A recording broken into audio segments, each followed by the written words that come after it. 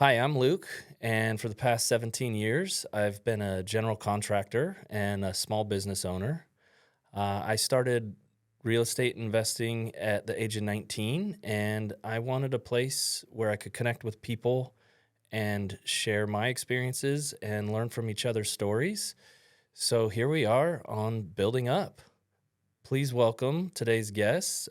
He is a physical therapist, a veteran, and my brother-in-law. Please welcome Shawn O'Connell.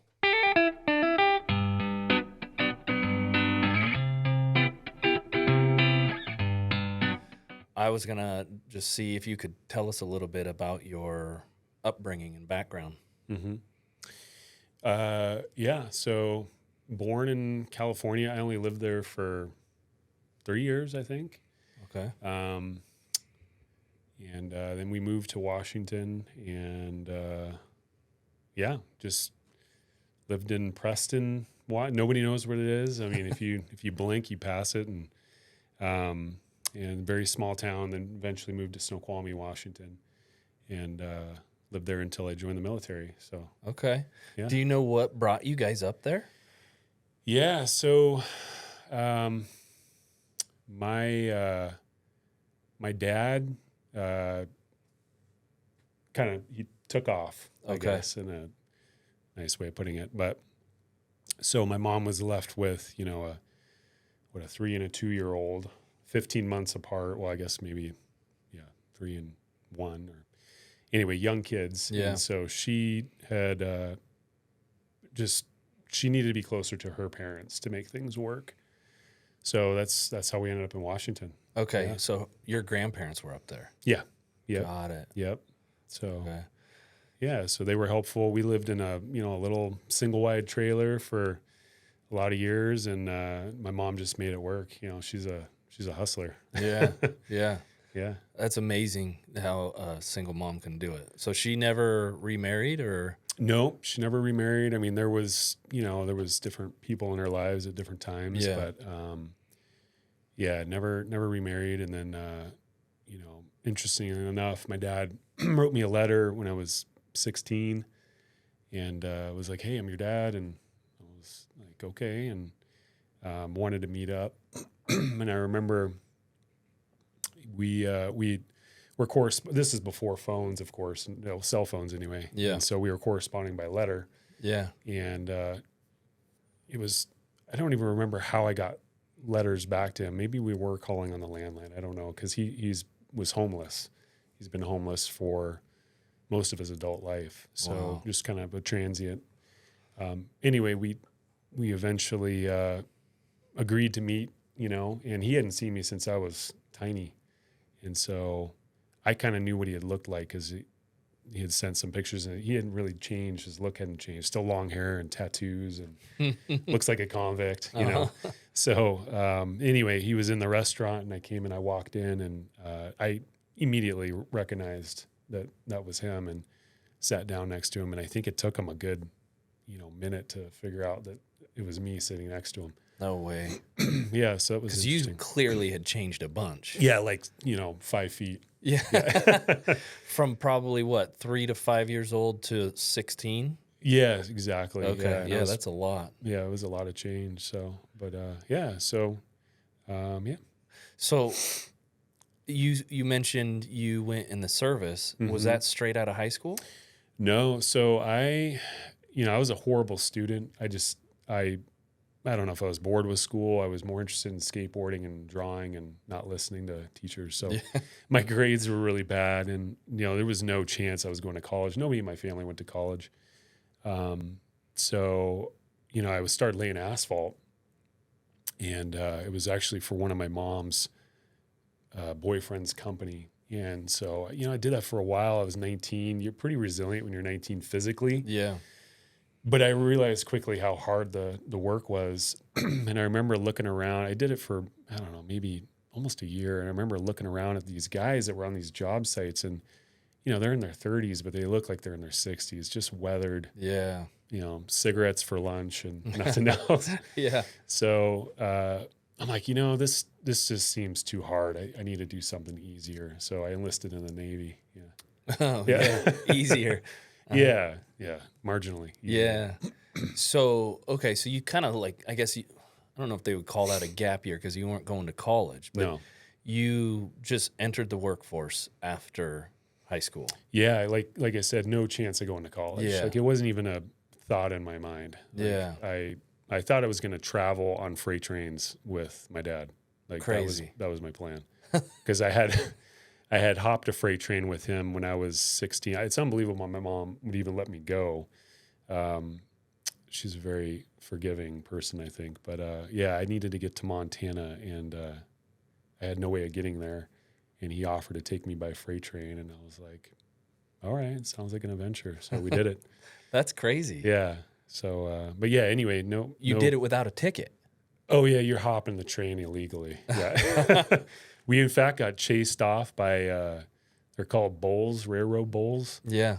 That's what they call the railroad cops, and they were like flashlights in the cars. I was like, this is a real adventure now. We're like running and hopping over fences, and I had my, as I was going to Montana for the summer to live with a couple of my buddies, yeah, it was a crazy adventure. So. Yeah.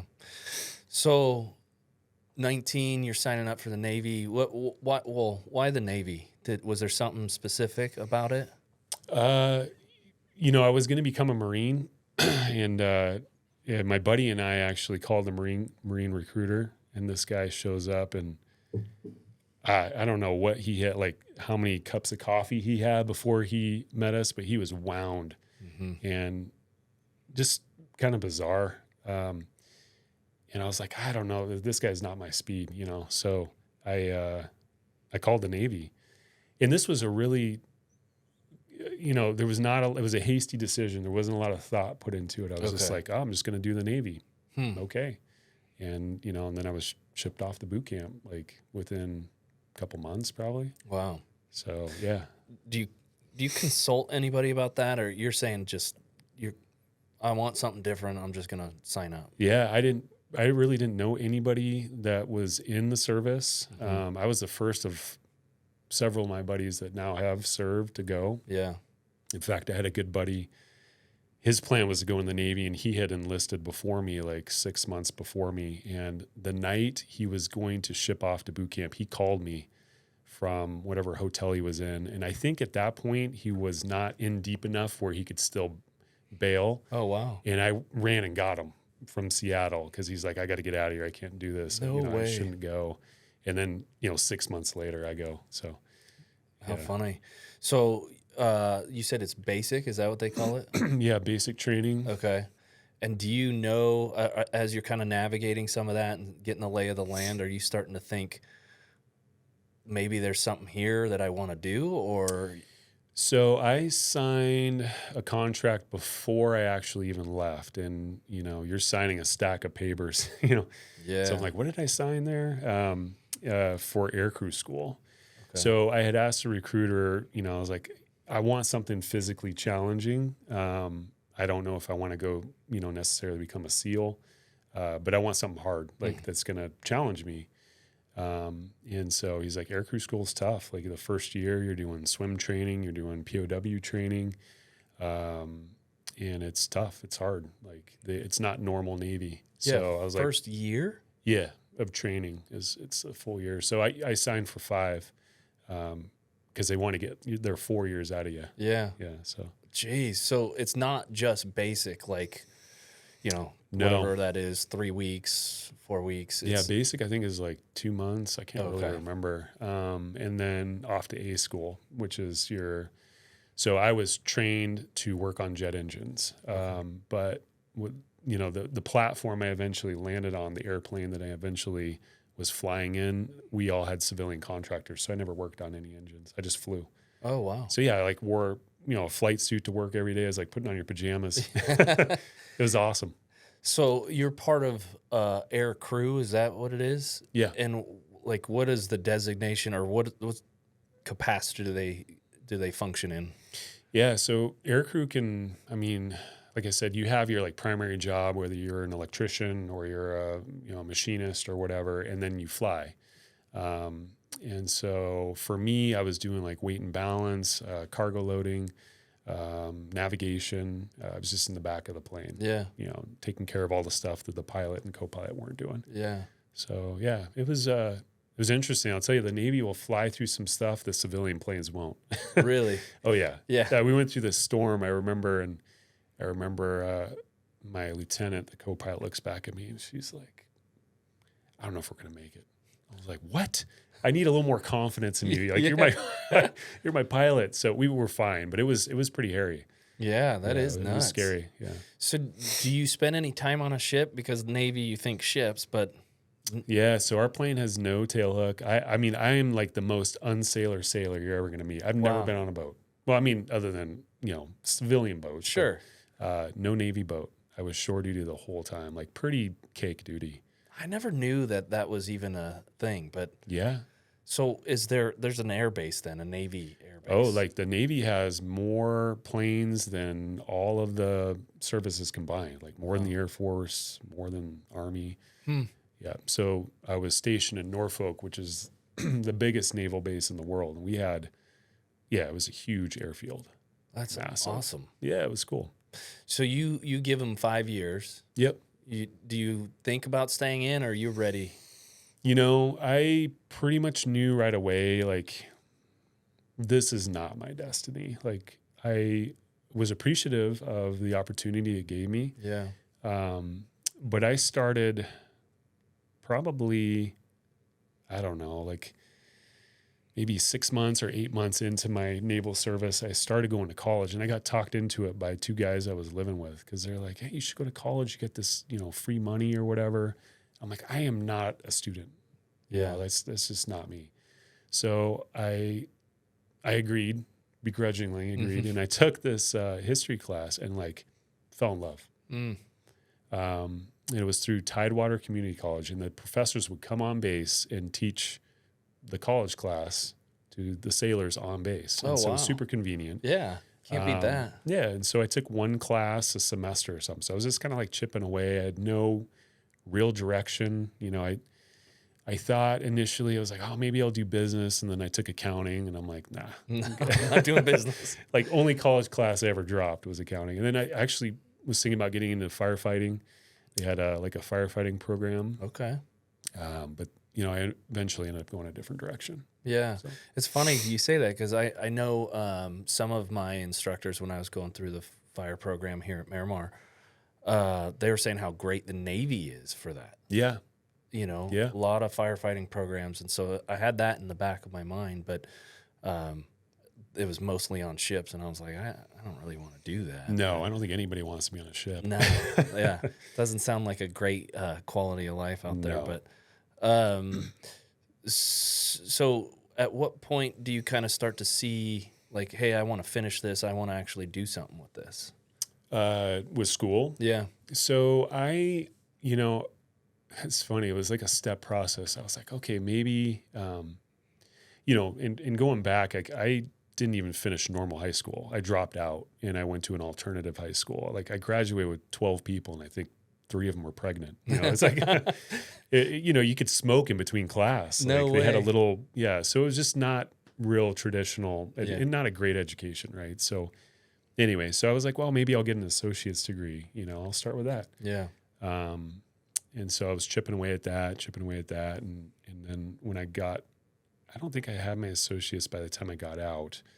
But then I got out and I went to another community college.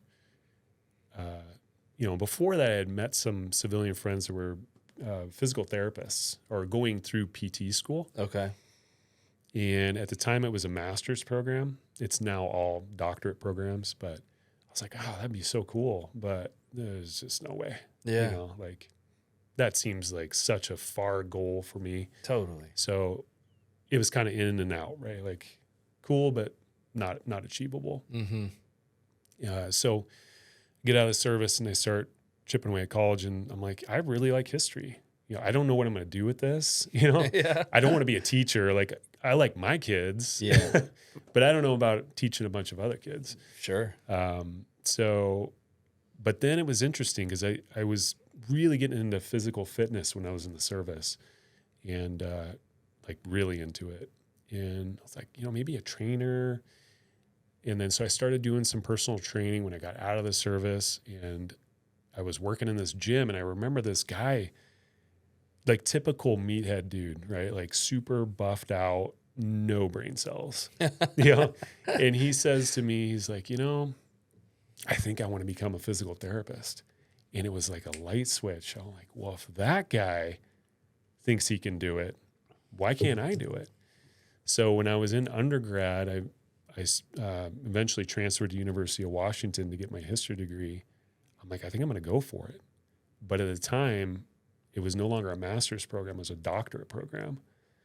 No So way. I'm like, I'm just going to try. Like, what? Who cares? If it fails, it fails. At least I tried. Right. So I was taking all my I was taking all these history courses, and then I'd have to like run across the campus to the medical side of the campus to do all the prereqs. Where are you at this point? University of Washington. Okay. Yeah. So you get out of the service I've been out of the service. and you're back in Washington then? Yep, just doing college. Okay. And so, so I've taken these prereqs to get into grad school. And even then, there's no guarantee. Like, I think when I applied for my doctorate program, there was 300 applicants and 30 got in. So you have a 10% shot. Yeah. So those were the odds I was looking at. And you got in? Mm-hmm. First try. Wow. Yeah, and I only applied to UW. And so that is not recommended. Yeah, that's not how you're normally supposed to do it, right? No, you need some insurance. Yeah, you need plan B and C and Yeah. D, and I just went with plan A. And so my thinking was, if this works out, this is what I'm supposed to be doing. My other idea was I was going to open up my own gym and do personal training. So I had a business plan all written up, and so I had a backup plan. Oh, wow. But yeah, so That's cool. So, were you successful in the program? yeah, like I enjoyed studying PT. Like, Yeah. I did fine. I Yeah. got through it. It's hard. I think we had 2 drop Okay. out Yeah, of the for a program. guy not really being a student, now you find yourself being. Like a student. Hardcore. Yeah, it was crazy. Yeah. And how long does it take you to complete that? If you go, so like, as I was saying before, I was only doing 1 class a semester because I Right. was also working, and I worked all through college. Like I never not had a job. Okay. So I chipped away at it. But if you were to just go straight, like you can get your bachelor's in 4 years and then your doctorate in 3. Okay. So it'd be 7 years of college. But I took like, I don't know, 10 years or something. You took the long way, I took the long way, but yeah, but you were working I was working full time. and you stuck with it. Yeah. That's amazing. I mean, like from, somebody that wasn't thinking college was for them, you took it to the next level. Yeah. Like, honestly, I tell people that are interested in going that route or PT or whatever, I'm like, if I can do it, trust me, Yeah, you can do it. for But sure. it was a lot of hard work, like put in a lot of hours and studying, and it was hard. Yeah. So Yeah, that's pretty cool though. I love hearing stuff like that where it's like you didn't, the least likely, and here you are. yeah, And so that's what you do now, right? Like you're full time. full time. Yeah. I've been doing it for 15 years. Yeah. I'm always surprised, like the level of care and serving people that it requires to do that. Did you always have kind of that helper mentality? No, I don't think so. It's funny. I talk about this with my wife, Janice, a lot, your sister. Uh-huh. The one thing they don't teach you in grad school is like how hard that is. Yeah. Taking care of people. Like you learn the anatomy, you learn the physiology, you learn all like the components of that job, but what it really means to be doing that day in, day out, like healthcare is hard. Yeah. People get burnt out. Well, I could imagine because you're giving a lot. Yeah. I don't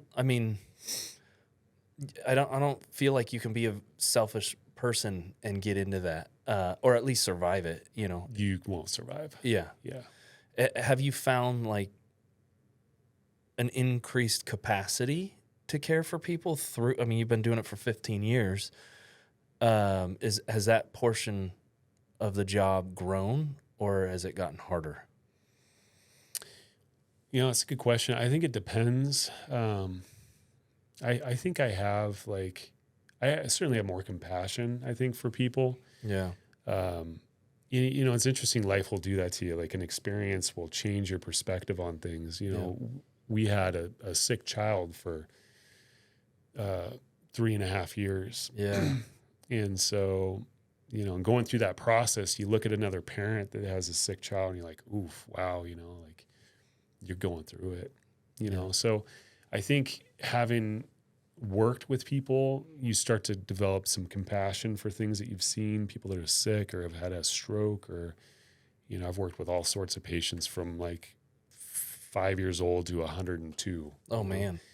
So, yeah, so you do, I think that develops, but some people burn out. Like I have some people that are in PT, or I went to PT school with, that are done. Yeah. Like they just, like my buddy now, he just mountain bikes and takes pictures, and I'm like, well, how are you making money doing that? Yeah. You're like, I want to do that. Yeah. Like I want to get paid to do that. I guess I'm not good enough. Yeah, apparently. Yeah. No, I could see getting burned out, because I feel like both could happen. You can grow in empathy, or you can become a little desensitized. Sure. And almost like I can see getting frustrated or impatient with it too. Like you see so many people with avoidable situations. Yes, that's tough. Yeah, and that would be hard. Mm-hmm. I mean, it's awesome. We need people that are in that healthcare realm and that help people, but not everybody, I guess, would make it easy to serve, Yeah, my day certainly can be shaped by the person I see or people that I see in that day. I'd say like 90% of the people I've treated have been great, but you do get those 10%, and so I think for me, I just learned to not take it personal anymore. Yeah. Sometimes people just maybe they're having or they're in pain, like people are in pain or suffering in some way. I think having compassion for that and trying to put yourself in their shoes is important. Right. Because when you're not feeling well, you're not at your best. You're definitely not. No. You're under stress in a way, and your system is, and so you're going to be a little edgier and a little more, I guess, inner focused too, which nobody's thinking about you and what your day's going. No. Like so. Yeah. So you mentioned having a sick kid. You have 2 children. 2 kids. What was the complication, or what was the, I guess, diagnosis with your son that was born like ill? Yes, I wish I knew the answers to that. Really, it's really pretty complex. But so my wife had some challenges even before he came out. I mean,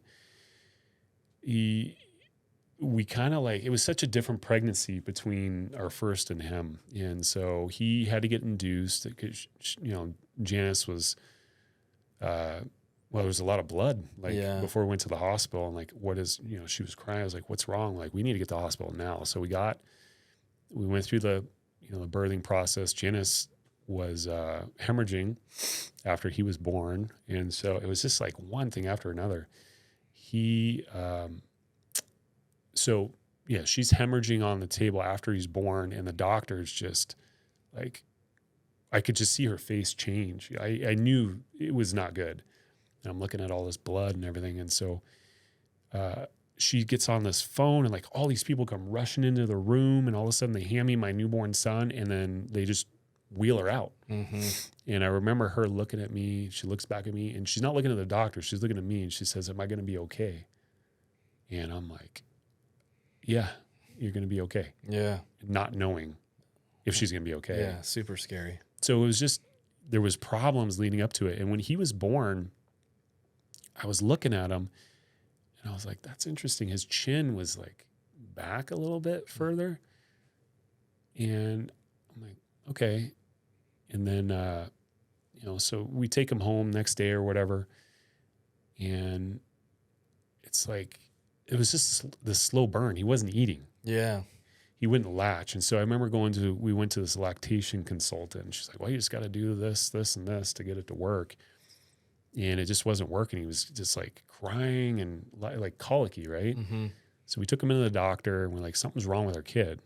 And the doctors looked at him, they monitored him. Of course, it was one of those evenings. Actually, they monitored him overnight. One of those evenings where he had a decent night, right? But we're like, there's something wrong. Like, he's not eating. Yeah. He's constantly crying. We know there's something wrong. And so we ended up coming back home after that night deflated because the doctors are like, your kid's fine. Yeah. Not what you want to hear when No. things aren't going well. No, we wanted to know what was wrong. So anyway, Janice could probably tell this story better than me because I start to forget kind of the whole, like, what happened. But he ended up, and 3 months later, we've been back and forth to the doctors, and we had to put a feeding tube in him because he's just not eating. Or what he was eating, what little bit he could get in was going into his lungs and aspirating, which obviously that causes infection, pneumonia. Yeah. So he had an NG tube put in, which is through the nose all the way down into the belly, and super underweight, like just didn't look good. Yeah. So we're pumping this formula in him. He's got this tape on his face, and he got, I think it was at 4 or 5 months or whatever, he starts kind of like pulling at it. He pulls it out. Oh my gosh. And my wife and I, we wanted to learn how to put it back in because, like, I don't want to have to take him to the hospital every time this thing comes out. And it's horrible. I mean, he's screaming. You're shoving it through his nose into his stomach. And then Janice and I honestly thought, like, okay, we're in a rough time. This is just temporary, right? Like, he's going to have a tube in his nose. Doctors still don't know what's wrong, right? It's just like a failure to thrive diagnosis, which is like telling somebody with a stomach ache they got IBS. Yeah, right. So anyway, he's pulling it out. And the doctor's finally like, look, I think this is going to be longer than you think. And I remember asking the doctor, I was like, is my son going to walk? Is he going to talk? And for some reason, I wanted to know if he's going to fish with me. Like, are we going to be able to go fishing? I don't fish. Yeah. Maybe once a year. But Yeah. it was like, the quintessential thing you do with your son. Yeah. And it was just, I don't know. Mm-hmm. So that was probably the worst part of it, was just not knowing, was it going to be normal? So the NG tube gets replaced with a G tube. So they have to do surgery, and they put the tube directly in the stomach, which is a more permanent, or at least longer term solution, because the NG tube in the nose wasn't working. So he had that. Man. Yeah. Why do you think that was? Where do you think that comes from to say, like, am I going to fish with him? I mean, I can like feel like this emotion for me of just like having this vision and of how you want to be with your son or with your kids as a dad. Yeah. And just where do you think that comes from? I think maybe some of it is because I didn't grow up with a dad. Some of the things maybe I wanted to do with my dad. Yeah. And so I think it just was something that, like, I could envision it. Yeah. Sitting by a river with my son. Totally. Fishing, And so that was one thing I just constantly thought about. What was so interesting was after this whole journey was over and we knew he was going to be okay. And we did go fishing. And we were at this camp in North Bend, Washington with some friends. And he was at the riverbank and I was behind him. And, I'm not like a super emotional guy. And he's casting that thing into the water. And like, I just start crying. Yeah. He had no idea. I don't think he even knows to this day I was behind him crying. Yeah. But it was just like this. Yeah.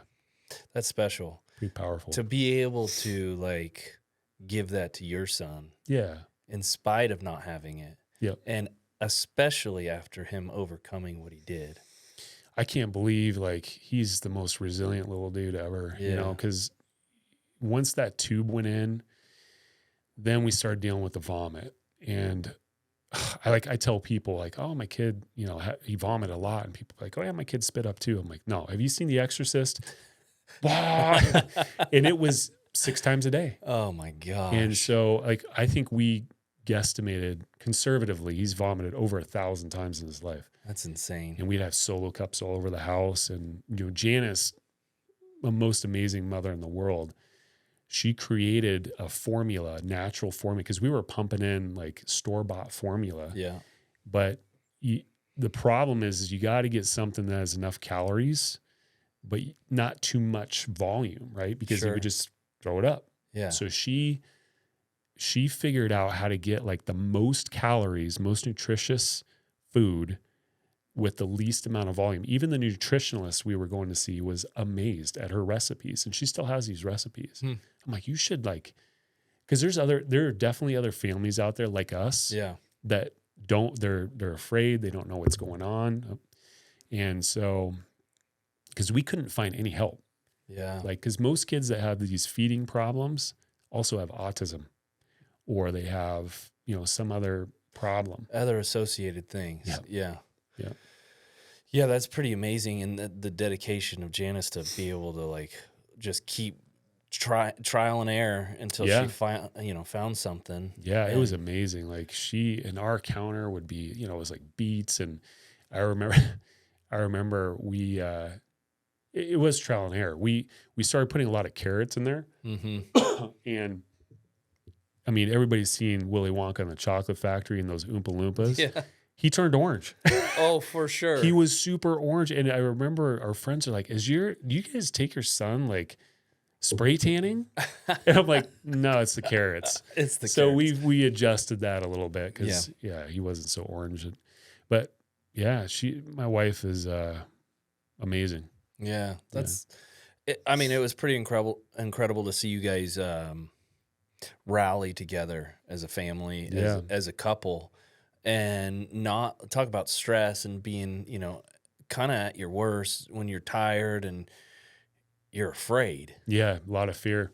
And it's really easy. I hear a lot of people that get in those situations and, you know, it drives a wedge. You know, there's a lot of blame and resentment. And Yep.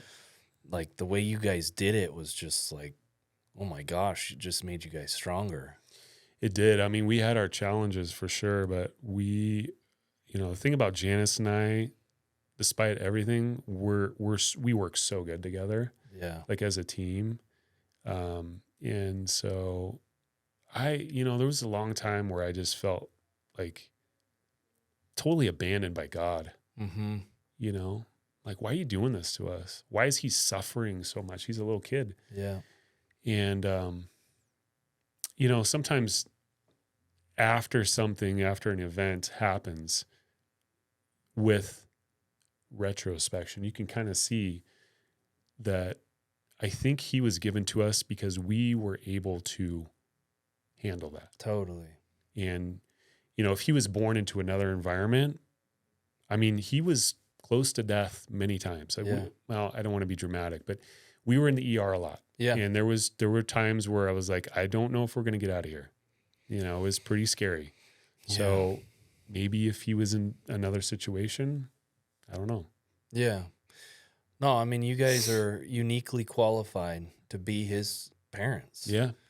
And it was interesting. I was talking with Leah today, and we're assigned the authority over our children that nobody else on this planet is assigned. Yeah. It's just so strange. Unless we're incapacitated or dead, nobody, no coach, no teacher. Yeah, it's us. It's it. Yeah. It's just astonishing to think about like that responsibility and honor too. Yeah, totally. And I couldn't agree more. I feel like you guys were given both your kids specifically because of who you guys are and how you guys are going to be able to help them navigate life. Yeah. And I mean, I know they're coming into some great ages, but also some tough ages. Mm-hmm. A lot of fun stuff to come, but yeah, I think it's amazing to see Archer thrive now. Yeah. such a little athlete and Yeah. It's just awesome. freaking crushing it and Yeah.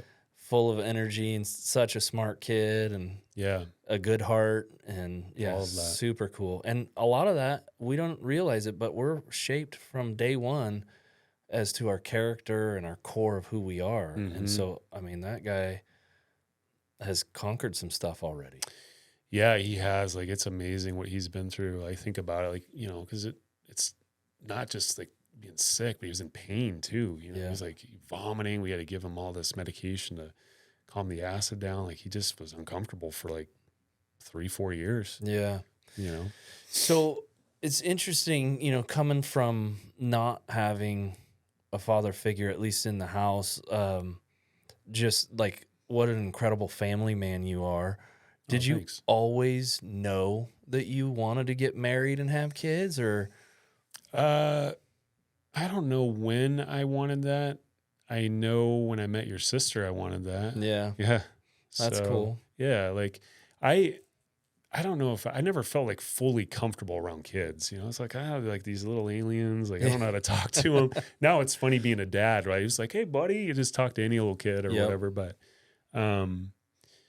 yeah, like you're saying it's an honor. I feel like it is an honor, and not having my dad around. And really, even when he came back when I was 16, he's still not around. I mean, he's a drug addict and alcoholic. And Yeah, I was going to ask you you mentioned seeing him at 16, but you're not 16 anymore. No. I mean, where is that at? So relationship, it starts off, I kind of have stars in my eyes. He's like this grifter, riding freight trains. He's got tattoos. Not a normal homeless guy. Like, he lifted stuff on the street. He had muscles, so I was kind of like in awe a little bit of this character, and then that wears off as you get older. And so, our relationship's been not ideal, pretty strifed, a lot of struggle.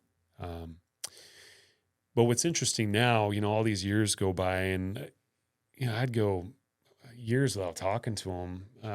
Most recently, there was an incident actually with my family in a restaurant. Janice and the kids were really little. Probably this must have been 8 years ago. So Archer's probably 2. He still has tube.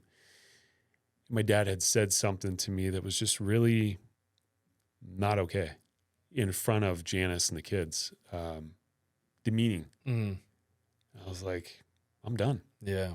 So we didn't talk for a long time. He's prideful. I don't know if you want to call it pride in my side of it, but I was just like, I'm done feeling hurt, and I'm not going to let you hurt me anymore. So our relationship just really never evolved. And then we just had a conversation 2 weeks ago. Wow. So he is, he's dying currently. He's got cancer and, not treating it. So, I always, your dad, whoever they are, always sort of has this hold on you, you know? And I was just curious. I know nothing about him. I don't know my grandparents' names. I don't know my dad's birthday to this day. I couldn't tell you his birthday. I think it's sometime in August. Do you know how old he is? I'm guessing he's 72. My mom just turned 70. I think he was a couple years older than her.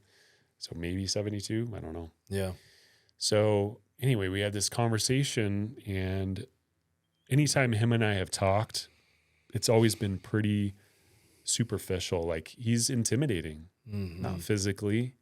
He's a pretty frail guy now, but, yeah, I don't know, just sort of intimidating. So I never felt like I could be my true authentic self. And I just said, you know what, I'm just going to tear the reins off, and I'm just going to tell him like kind of how I'm feeling about stuff. And so we had a really good in-depth conversation, and he had finally said, I messed up. I really did. And so I asked him, I said, do you mind writing some stuff down for me so I can know a little bit about my side of the family? Yeah. The O'Connells. Because my sister and I always joke, we're like, who are the O'Connells anyway? Like, You we don't guys are know. it. It's just her and I. As Yeah. far as you know. As far as we know. But Wow. there's a whole side of the family somewhere. So, yeah. So he was willing to do that? Yeah, he was like really willing to do that. So, you know, he said, yeah, you may want to wait a little while for the kids to read some of it because it's, you know, he's got some story. I mean, you live on the street for 30, maybe 40 years and addicted to heroin and alcohol. You're going to see probably the worst. It's not going to be PG. No. Yeah. But I think that's amazing that you were able to have that conversation with him. And I don't know, it just feels pretty impactful to have him acknowledge missing out on you. Yeah, like honestly, I'd forgiven all the childhood stuff because it's like, I don't need to hold on to that. But it was more of like when I was knowing him as an adult and all the disappointment and the guilt trips. And that's kind of where our relationship really went south. It's not that he wasn't there when I was a kid. I mean, yeah, it's not great, but it happened. It happens to, unfortunately, too many kids. Yeah. So that I kind of like, you know, wiped the slate clean, but it was just the current, you know, and my kids are sort of curious. My daughter's kind of mad at him. She's like, well, you know, he left you, he left mom. And I was like, well, it's really complicated. And he wants to, you know, to try it with whatever time he has left. I don't know. Probably, yeah, I don't know. Not much, but Yeah, it's hard to know with that stuff. Yeah. Wow. Yeah, that's yeah, I can't even fathom, you know. I mean, it's just such a different thing to picture.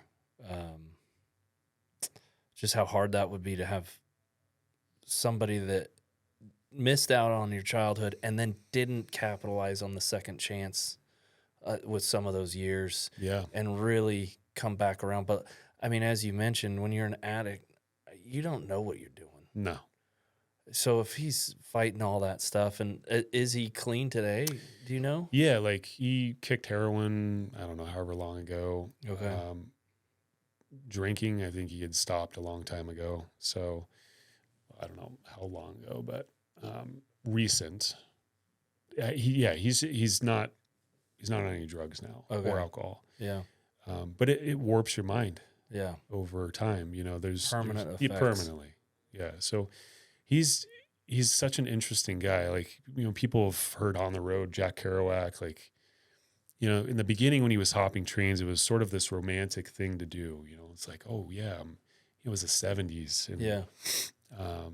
But then you're just kind of a tired old bum.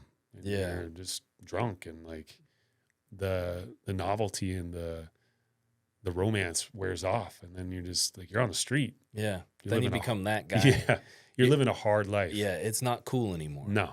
So he became sort of this introverted, like a hermit, sort of just didn't want to deal with people. Yeah. And he's a very intelligent guy for a guy that I think he dropped out of school in the 8th grade. Like he didn't have a good relationship with his dad, who didn't have a good relationship with his dad. Like, it's gone. And I was just determined to not do that. Like, you're breaking the cycle. yeah, like it's done. We're It only done. takes one Takes one. to break the cycle. Yeah, I'm like, we're done. Huh. You know, I always say the greatest thing my father taught me was what not to do. Yeah. And I couldn't imagine just bailing on my kids, you know, like, Yeah. no way. Yeah. You mentioned earlier that you were, you know, some of the hobbies that you were into, skateboarding and art. Like, where does art fit into your life currently? Man, I wish it fit more into my life. I find a lot of reasons to not do art. Yeah. I've seen some of your stuff, and it's pretty freaking cool. Oh, so thanks. Yeah. So yeah, art's just always something I could just always do. Mm-hmm. You know, like I would tell somebody, well, just draw that picture. I'm like, I can't just draw that. I'm like, well, just draw it. You know, you can do that. So I did a lot of art when I was young, and then, you know, getting in the military, I would draw here and there. And then I started getting into painting, and how I got into painting was probably the most brilliant man that I've known, just a Renaissance man, my Uncle Rudy. He was my grandfather's brother, and so I guess great uncle, he would come to, he's a brilliant artist, like an amazing painter, like a really well-established painter. And he would come to the, Christmas, you get together as a family. He's like, hey, Shawn, when are you going to come paint with me? As I'm a teenager and young adult or whatever. I'm like, Rudy, I'll come. And then I turn like, I don't know, 40. Finally, I'm like, okay, because Rudy doesn't live that far from me. At this point, Rudy was 93, 4 years old, still teaching. Oh, wow. Still putting out like quality paintings. Wow. And so I'm like, I'm down. Like, I want to learn how to paint. And so I painted a bobcat, and then I painted Muddy Waters. Was a blues musician in the 50s. Painted both my kids. I think that's the one I saw in your house. Yeah. Is it the black and red one? Yeah. That's Muddy Waters. Oh, yeah. Yeah. And then I painted both my kids, like portraits of my kids. And now I do, like, I'll sit down and just draw. And Janice and I have been talking about, creating a space for me, because that's part of the thing with paint is like, you got to take it all out, and you got to, too lazy. You got to dedicate a studio, man. Yeah. I would love to do that. I think I would do more art. Yeah. But, I recently got into woodworking a little bit, and obviously, we redid our bathroom. I was calling you for some advice and watching a lot of YouTube videos, trying to figure it out. So, there's some creative process going on there. Yeah. And that's been fun. Yeah, I think it's super cool to tap into those other sides of ourselves. Yeah. Things that are kind of unexpected. Yeah, like, it's funny because Janice, when we bought our house, Janice is like, we can rip into this wall and this wall. I'm like, whoa, we're not tearing down. Like, we're not doing, but she came from, with you guys. Yes. Like, you guys just, you're obviously great at what you do, and, and Sarah, her sister, she'll tear into anything.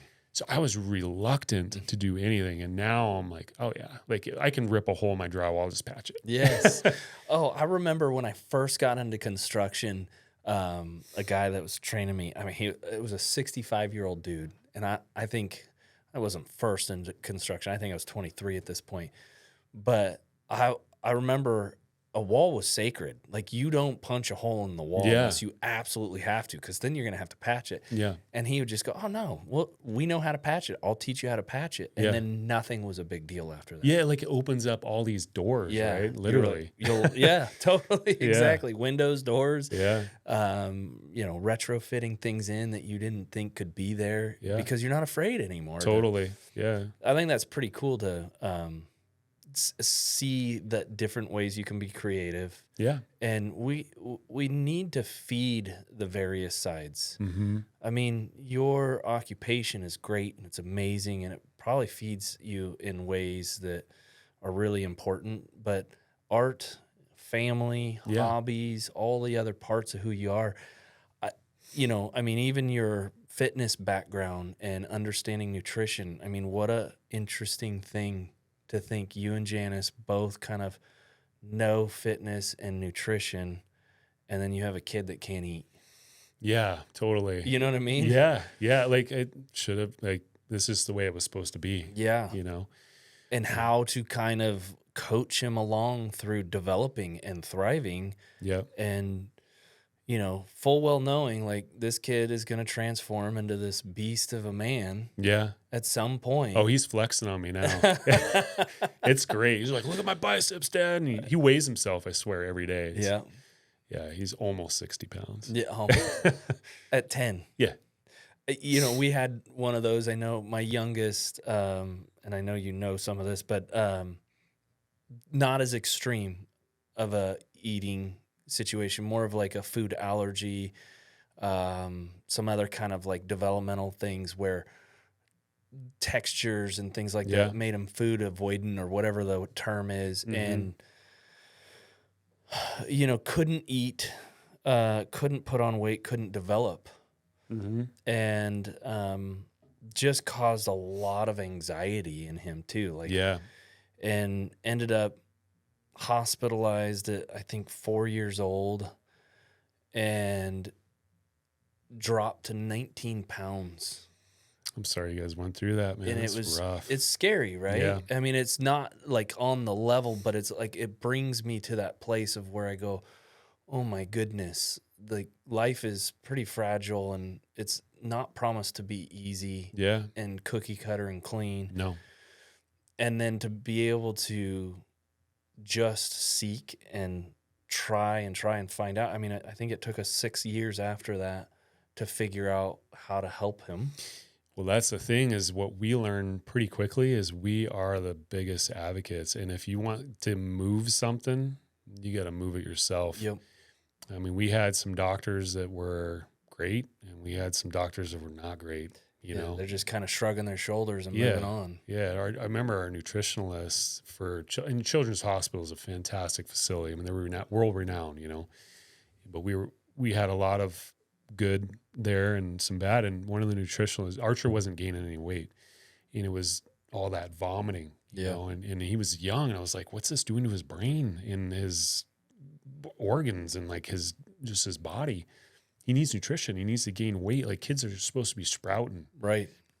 So I talked to the nutritionalist at Children's. We were talking over the phone and she's like, you know, I was expressing some of my frustration that we don't have any plans moving forward. They're just like, oh, status quo, just keep doing what you're doing. I'm like, this is not working. We need help. What, like, help me. Mm-hmm. And she's like, well, what do you want me to do?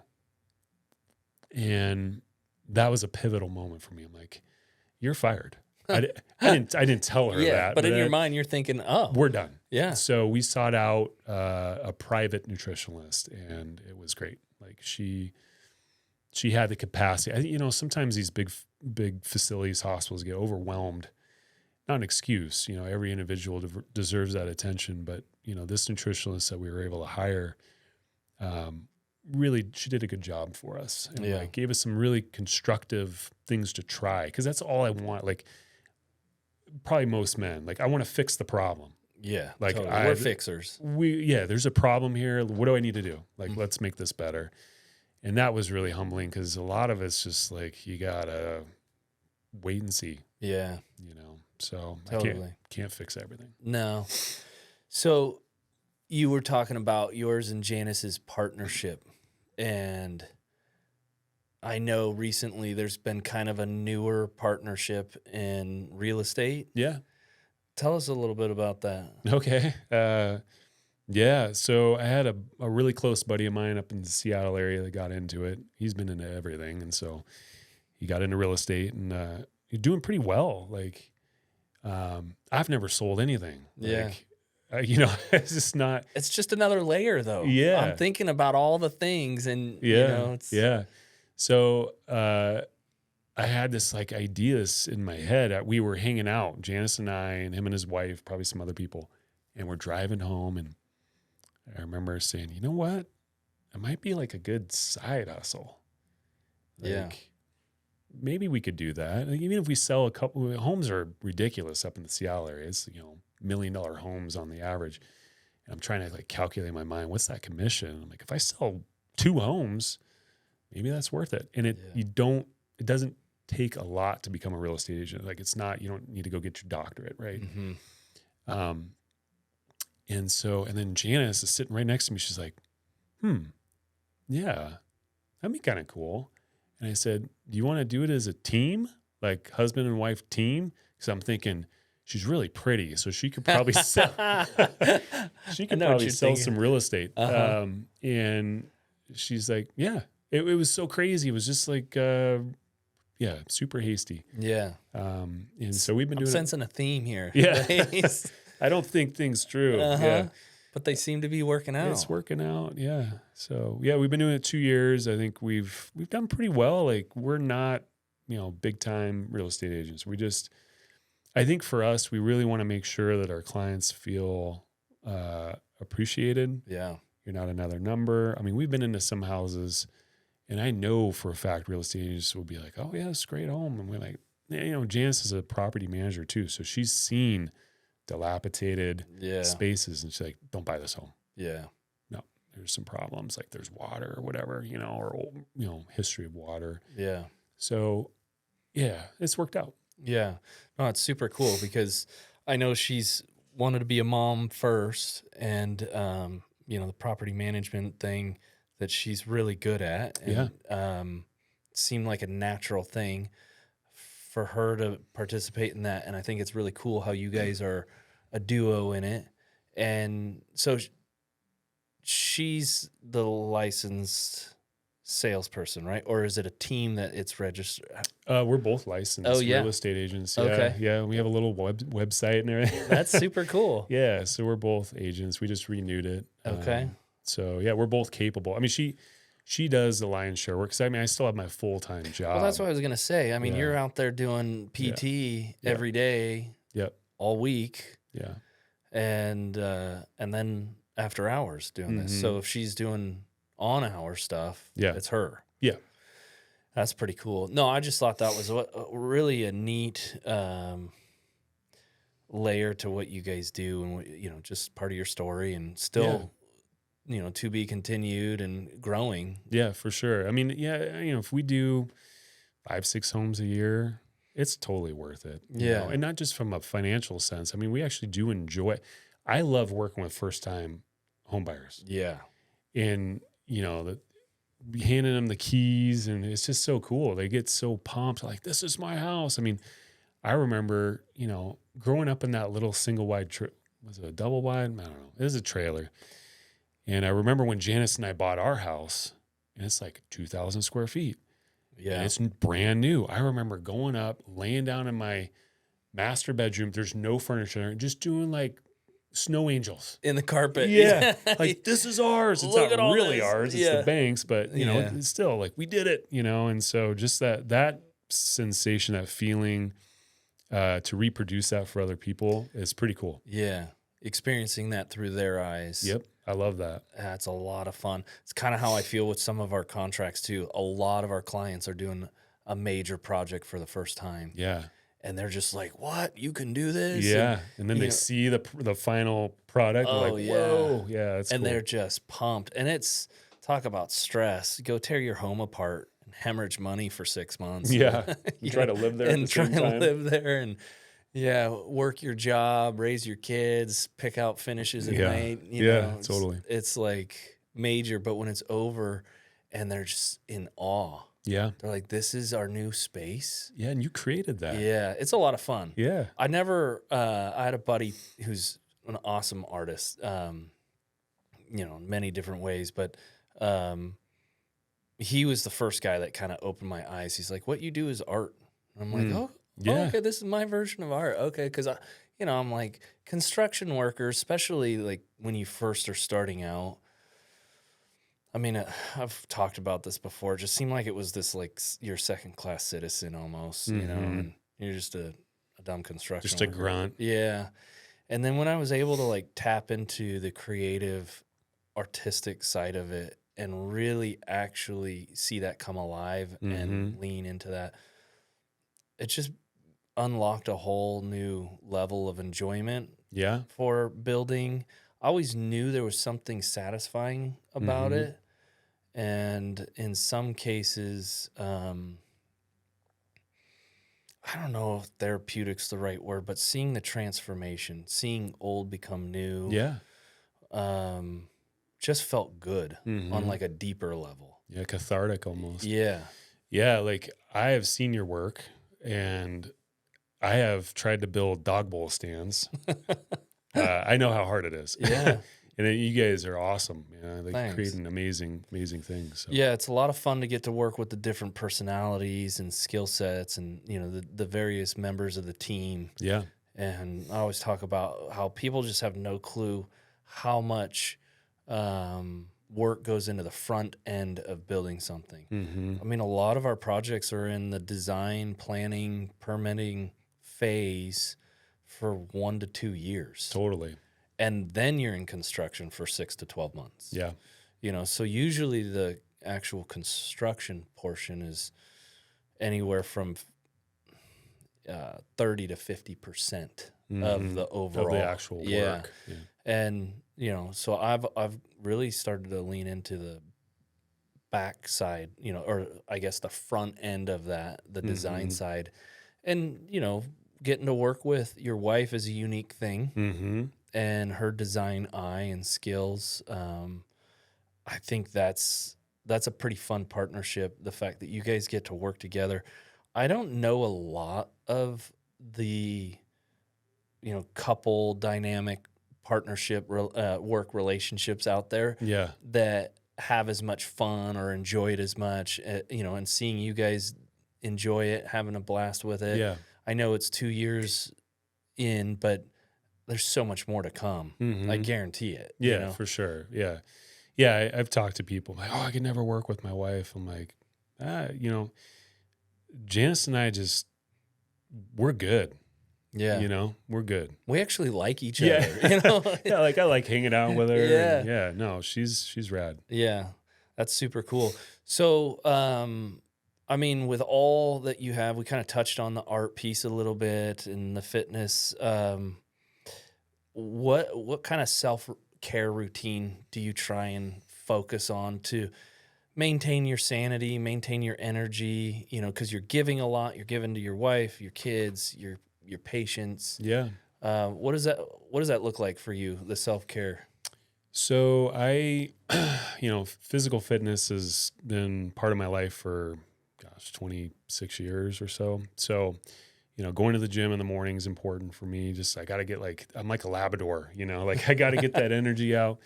So that's how I start my day. And generally it's some form of exercise, usually, it's weightlifting and cardio. So,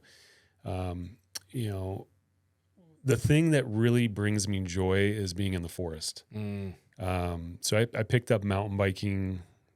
I've been riding 4 years now, and it was like trial by fire. Like I started riding with 2 guys. Now I have a big group, but these two guys, I still ride with them quite a bit, who are really good. And, second ride in, my buddy takes me down a Black Diamond trail. It's just gnarly. I'm like, okay, I guess we're doing this. But I was hooked. And, I'm in the woods. Generally there's not a lot of people. You get a little adrenaline going, you get exercise. I get to take my dog chases me on the bike. So, if I can get out once a week in that environment and be in the woods and ride my bike, I'm recharged. Yeah. So you live in a great place for it too. Oh man, it's like heaven up there. Yeah. Seattle area. Yeah. So yeah, like that, being with family recharges me, being down here for, Christmas time with you guys, and that game we played last night with the kids, it was so much fun. That stuff recharges me. But I think just using my body, is important. I gotta get that out. Yeah. Well, I would imagine there's a high focus being a physical therapist that the benefits and the impact. Yeah, for sure. Of not doing physical stuff. Yeah. And the benefit of carrying that into, I mean, let's face it, we're all going to get old at some point. Currently getting old. Eventually. Currently. But yeah, to maintain a level of that, and I know it gets modified. But yeah, it does. I just think too, being in, I don't know, I don't want to call it high pressure, but I mean, there's definitely a lot of, a lot at stake. Being at the level of your profession that you are, being, the primary income in a household and a parent, it's so critical to not forget about the self-care side of it. 100%. And staying healthy for those around you, for the benefit of them. Yeah. What's kind of the most unexpected thing that's happened to you? Not necessarily like a negative thing. I'm saying what's surprised you the most about your life to this point in the recent years? I feel like we sort of came from not much, single mom, pretty broke. I remember going to the food bank. I never really, I was Goodwill for clothes. I don't remember getting a lot of new clothes. Yeah. And not that those materialistic things are important, but I wanted to be comfortable in life. Like, I didn't want to suffer in that way, you know? And so I think raising my kids and this marriage with my wife, who I'm supposed to be with her. Mm-hmm. Like, there's no question in my mind. I'm supposed to be with her. Like, I feel so rich, you know? Yeah. And I feel pretty accomplished just in that I can provide and I have my family. And So are you surprised at your success? yeah, a little bit because of where I came from, you know? Does it feel real? Like, can you own it? Yeah, It doesn't. now, Yeah. but there's sometimes where I'm still like pinching myself a little bit. Yeah. Like, I talk to a lot of people about, I've experienced imposter syndrome, you know, where you kind of like, wait, really? Are you really able to do this? Yeah. Is this you? Yeah. Do you ever feel that? Yeah, sometimes. Yeah. Like, I think for me, as I've gotten into my 40s now and approaching 50, you start to get a little bit more comfortable in your skin, you Yeah. know, and there's always room for growth, though. And I Sure. think that's one thing, too. Like, I've realized, like, yeah, man, you know, as the years go on, the more I realize there's a lot of stuff I just don't know about. I'm kind of curious about a lot of different things. I'm curious about people. I'm curious about trying new things. So, like, I think for me, just more life experience, Yeah. you know, different things. Well, we always talk about here, there's no finish line. No. You know, we use the term lifelong learners. Mm-hmm. And I mean, I've sat in here with my mom, who's, you know, in her mid to late 70s, and she's still learning stuff, Yeah. you know, and she's doesn't know how long she has left battling cancer, and Yeah. and still interested in learning. Mm-hmm. You know, and to me, that is so important to never give that up. Mm-hmm. And I notice once you stop learning, I kind of feel like you stop living. Sure. And so, yeah, that makes total sense to me, that it's like, hey, you know, you're learning to own what you've done rather than, and not, so you're leaning into it. Mm-hmm. You're owning it. And I'm starting to experience that a little bit. And you still kind of question it, because as you grow, as you learn, new challenges happen and you have new accomplishments. Yeah. And so you have new things that you have to kind of let resonate, you know, let kind of go through your body and say, yep, you did that. Mm-hmm. And I think the older you get, I think we keep surprising ourselves, which is cool. Totally. Yeah, that you can still do, like, that sense of wonderment that a child has when an egg is frying on a pan. You know, it's like, and they're like, whoa, how's that working out? You know, you can still get that sense of wonderment. It just looks different, you know? Does. And so seeking those experiences, not being stagnant in life, I think are important. Having a purpose, you know? A lot of people right after retirement get sick. Yeah. And it's just, they don't have a purpose anymore. It's Right. like, you know, I don't know if my work should be my purpose. I don't think I'm going to lay on my deathbed thinking I should have worked more. Sure. No, You likely not. But it does shape you. No, for and sure. It does. I mean, it's not your identity. I would No, agree with that. Shouldn't be. But I do think it gives you some, I don't know, sense of value. Like, hey, I'm contributing. You know, I'm doing something that matters. Yeah. I think that's cool. Totally cool. I don't want to be a workaholic, but I also don't want to, like, live for the weekend. I acknowledge that a big portion of my life is work. Yep. And the amazing people that I surround myself with and get to do a big chunk of my life with. It's interesting you mentioned that. I have this patient. I'll never forget this guy. He's an old codger, probably in his 80s. And this is like, 10 years ago. And we're talking. And I said, you know, I can't wait for Friday or whatever. And he's like, well, why? And I said, well, because the weekend. And he looks at me. And you always hear these cliches like, live every day like it's its last or whatever. Yeah. You know, all these things. And he looked at me. He's like, you know what, son? You're going to regret that someday. You know, it was like a Tuesday or something. I was like, why is that? He's like, you're going to get to a point, if you're lucky, you're going to get as old as me, and you're going to wish you had all those days back that you're just trying to get through. Hmm. So a lot of that's just intention, right? You need to set that intention Yep.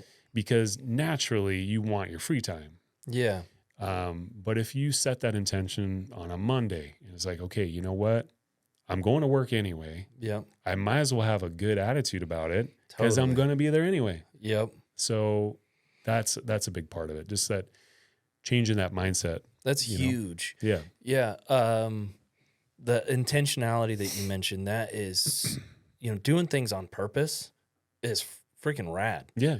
I remember, I don't know when this was, but somebody was telling me, maybe this was about 15 years ago, and it was like, you're going to end up somewhere.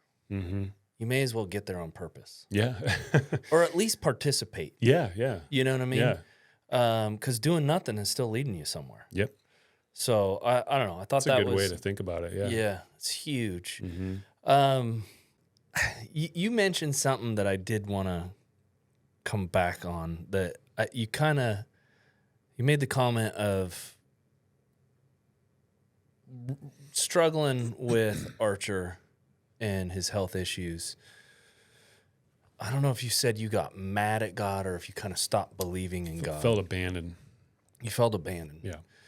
And then I know you touched on, feeling like, oh, okay, hindsight, it's because you guys were uniquely qualified. Yeah. But where does that sit now? How does that resonate with you now? Like my feelings. Yeah, I mean, I don't know if I'm misspeaking, but I thought there was like that abandoned feeling, a little bit of like almost resentment. Yeah, I was angry actually. Yeah. I remember on my knees, like just yelling. Yeah. So much suffering. And not just our suffering, but Archer's suffering mostly, obviously. I mean, you suffer as a parent, of course. For sure. And just felt like if you're there, why aren't you doing something? Why are we continuing to deal with this? When you're in it, though, that's your world. That's all you see. And it's, again, not until that storm is cleared, things are more clear, right? And I believe he was there the whole time. I believe he was there helping us through the hardest of times, even though you feel alone.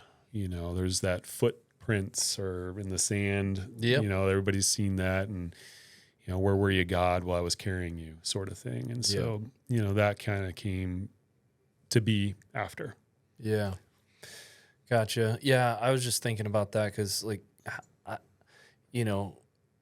I know that there's people that are dealing with a kid that's going through health issues that are probably right now feeling exactly like you were. Yeah. I mean, 7 to 10 years ago, that whole chunk of time. Is there any, anything you could say to somebody going through something like that you think would have helped you?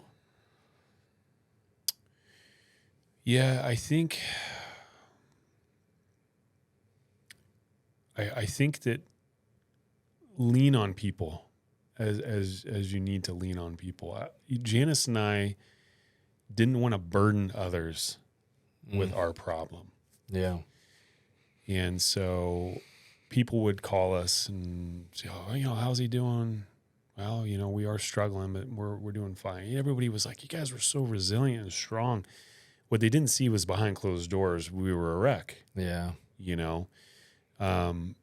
Leaning on those closest to you, allowing for you to be vulnerable and trusting in God that you're going to get through it. Yeah. You don't have to put on a brave face. No. And let people carry some of the burden with you. Yeah. Yeah, for sure. And we certainly had I'm not trying to say we did this alone. We had help. Yeah. We have these amazing neighbors that are just a blessing. And they maybe more than anybody else know how much we struggle because they were with him a lot. Yeah. And, you know, obviously you guys came and you guys were helpful. And, yeah, but I just think, you know, you don't need to fight that battle alone. You can lean on others for help. And I think if there's a parent out there that is a sick kid and they just feel frustrated, give yourself some grace. It's okay that you feel weak. No, weak's not the right word. Vulnerable. Mm-hmm. You feel sad. You feel angry. All these emotions that are coming up, feel those emotions. Like those are real. Those are raw, and those need to be felt, because it is one of the it's the hardest thing I've ever been through. Yeah. You know, I've been through tough military training. I've been through some workouts that make people pass out. Like I've done hard things in my life. Nothing compares to that challenge. Yeah. And being okay with not being okay. Yeah. It's interesting because I feel like there's so many instances. I remember when I lost a good friend of mine, and I don't know if it was just in my mind, like perceived, but my perception was like you got credit for being tough if you moved on. Yeah. And I remember reading something that it was like our culture champions people who are tough. And so you almost feel like you have to put on that brave face. Especially men. Yeah. And I remember, I don't know who it was, but a buddy of mine that we were both real close to this guy. And just the words of like giving yourself permission Yeah. to feel Mm-hmm. all of that. Yeah. In whatever shape that took. And sometimes it's messy Mm-hmm. and pretty ugly and Mm-hmm. just like, yeah, it's not clean. No. And I remember talking to you about that too, because I know you lost a really close friend of yours. I did. Yeah. My buddy Mikey, Navy buddy, died at 30. Really horrible death too. He had a stroke and was locked in.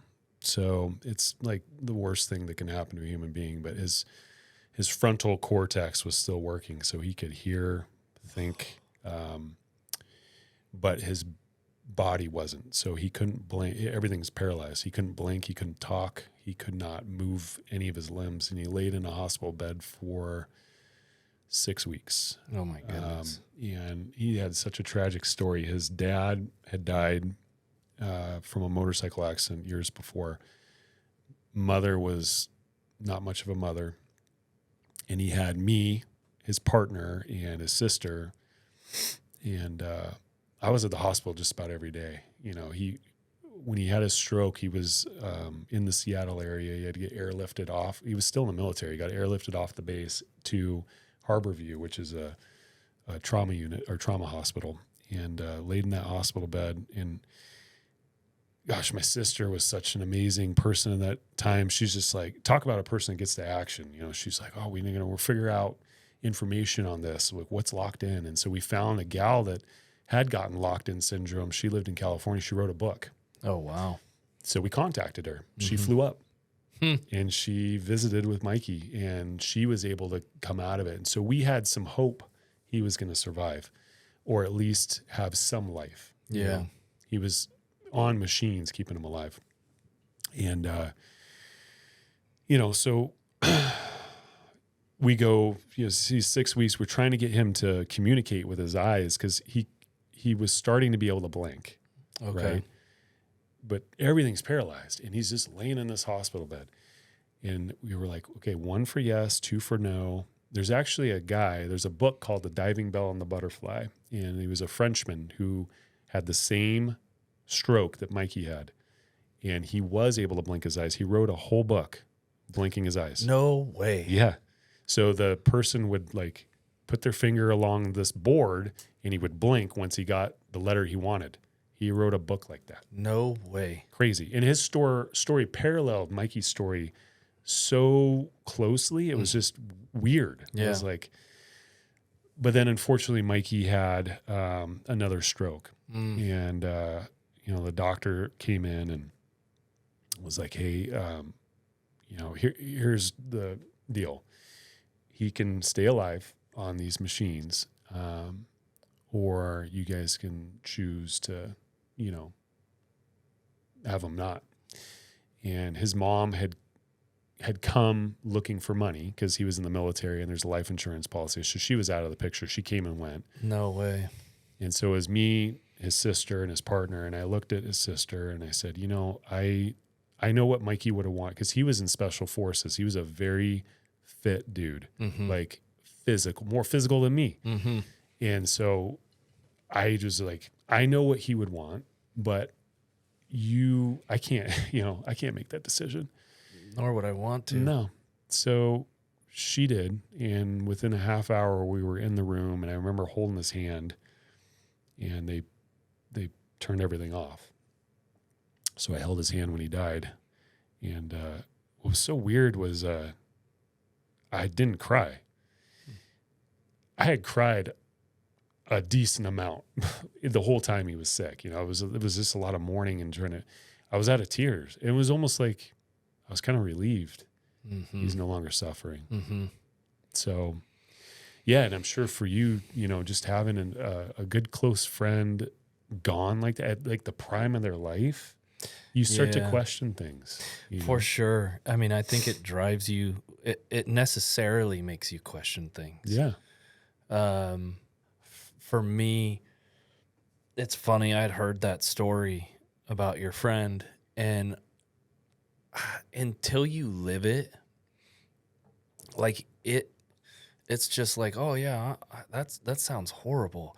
But then when you live it and it crushes you. Yeah, it crushes you. And you go, I had no idea. Yeah. I remember calling you and just being, because you actually had called me after my buddy passed, and you said, I know what you're going through. Yeah. And that's when I was like, oh my gosh, yeah, he does. Yeah. In a really profound sort of way. Yeah.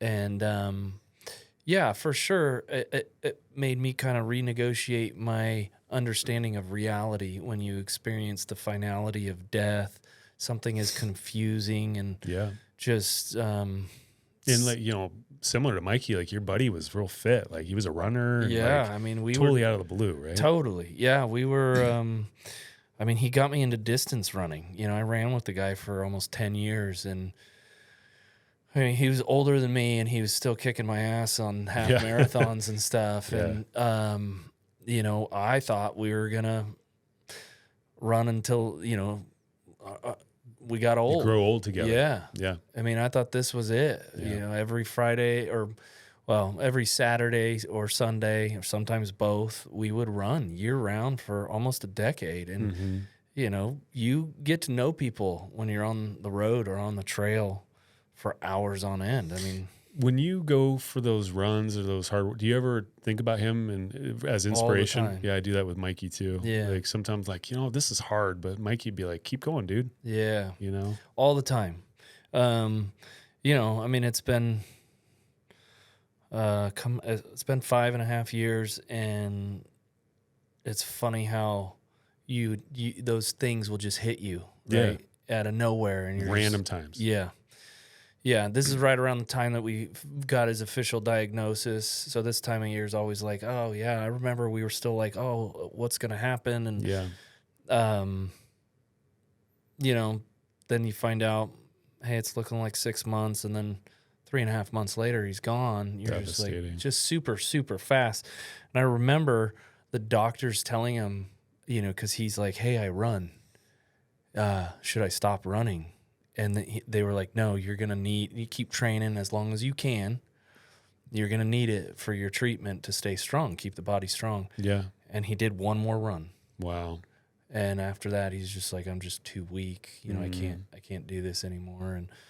And, but yeah, it's knowing that life is hard, but honestly, I feel like that's what makes it beautiful. Sure. Yeah. If there were no stakes You know, I always give this example of like playing poker for paper money, pretend money is not as fun No, as playing for real money, no. even if it's just $1. Yeah.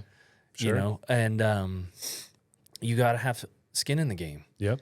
And our skin in the game is life and death, you know, injury, relationships. Yeah. We're supposed to suffer a little bit to appreciate the good. Yep. You know, and embrace the discomfort, because life is going to, that's the thing. I mean, you know, you'll meet people and it's like, oh, my life is so terrible and I have all these bad things happen to me. I'm like, you know, we all have that. I mean, some people have less fortune than others, of course. Sure. But we all have struggles. We all have difficult times that we're going through. It's all about like, here, Yeah. how do you see that? You know, Yeah. and it's okay. You know, you don't want to just sweep it under the rug. You need to face those, like, I'm sad about that, or I'm frustrated by that, but not let it define you, you know, Right. and because life's hard. Life is hard, and you know, tomorrow's not promised, and it's not meant to be easy. Yeah. And I felt like God kind of taught me that I can be hopeful, find enjoyment and beauty in life, even in really, really hard times. Yeah. And that, you know, I found myself being appreciative for the years that I had. And yeah, of course, I'm like, I wish he was still here. Sure. Oh, yeah. But I don't like let that rob me of moving forward in life. Yeah. And carrying on what we had. Mm-hmm. I run with a bunch of other guys, Because he would want you to continue to do your thing. Totally. You know? Yeah. Absolutely. Yeah. So I don't know. For me, yeah, there was a period where the soul searching starts, and I feel like in a way, you know, it's, you know, his loss that actually helped me to grow a little bit. Mm-hmm. And I feel like to fully appreciate anything in life, you kind of need the opposite. Absolutely. I give the example of like the couch when you're a hard worker and you're out there earning it. Mm-hmm. You earn the couch. Yeah, it's your best friend. It's way better. Oh, dude, it's freaking amazing. It is amazing. Yeah. But if you've been laying on that couch all day, it's your worst enemy. it's the bane of your existence. You don't even, you're like, you get cabin fever. For sure. And I think life is kind of like that. Yeah. You know, it's like, I think you have to taste that sadness and that loss to fully appreciate what you do have. Yeah.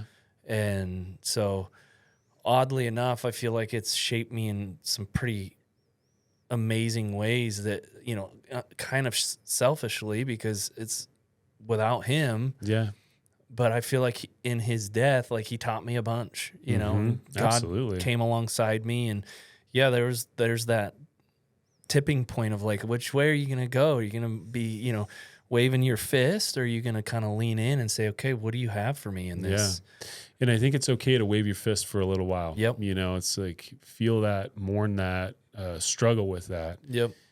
But at some point you have to pick yourself up Totally. and move forward. Yeah. You know, and that's what your friend would want. And that's Yeah. what Mikey would want. And I knew he'd want that for me. So Yeah, in our own ways, we all do it. We pick ourselves up. I mean, you picked yourself up after, you know, seeing your dad and having him disappear again. And, you know, it sounds like you keep going forward. You're not dwelling.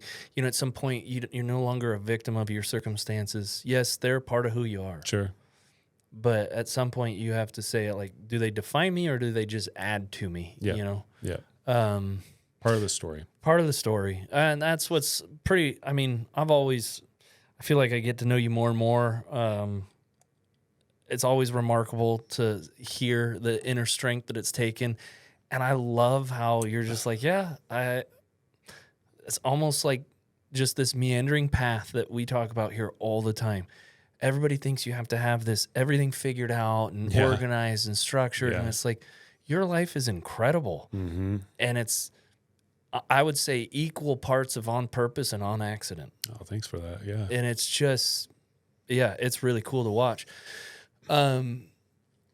What's next for you then? Like, what do you hope for in the future? Like big, you know, out there stuff, knowing Yeah. how far you've come.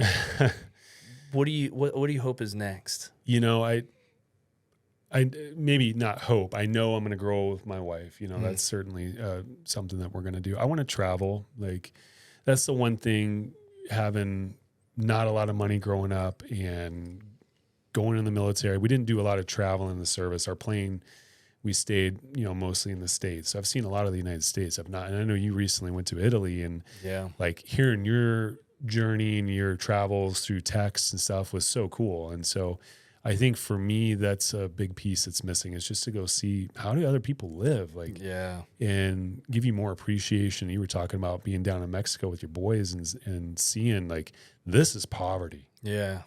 And so it gives you a perspective on, you know, what you have. And so I would love, I'd like to go travel more. I think for me, I really want to make sure I just have a lot of good life experiences. You know, making money is important, of course, and being able to provide for your family. That aside, I wanted to, like, try new things. Yeah. You know, I picked up mountain biking at 42, and it's a dangerous sport. At 42 to do that. Yeah. But, you know, stuff like that, like just adventure. I love it. Go seek stuff out, because there's a time and a place to sit down on the couch and watch a football game. But, you know, when your friend calls you and it's like, hey, you want to go hang out? And you're like, oh, I'm laying on the couch, I'm so comfortable. I'm trying to say yes to more things. That's awesome. You know, and because in the end, I think cumulatively, when you look at your life, that's really what a lot of it's about, is that, you know, those shared experiences. What did you do?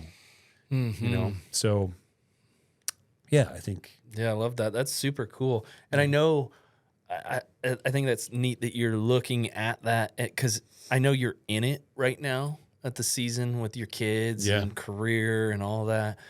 But I mean, it flies by. Yes, it does. And before long, you and Janice are going to be looking at each other going, it's just us again. Yeah. Because that's how it started. Yeah. And you're going to be like, okay, thank goodness we still like each other. Yeah. And let's go do some cool shit. Yeah, totally. Let's go see stuff. I know Janice hasn't traveled either. You know, like, we both have been to Mexico and Canada. Yeah. No, I'm excited for you guys. And, you know, that door is going to start to open more and more in the next, 6-7 years. And it'll just seem like a blink of an eye. And I think a lot of that's waiting for you guys out there in the future, and super fun stuff to look forward to. Yeah, for sure. That's awesome. Yeah. Well, really appreciate you sitting with me and taking the time. This has been fun. Yeah, thanks for having enough interest to even ask me all these questions. Yeah, absolutely. Yeah. All right, man. Well, good being with you. Yeah, you as well. All right.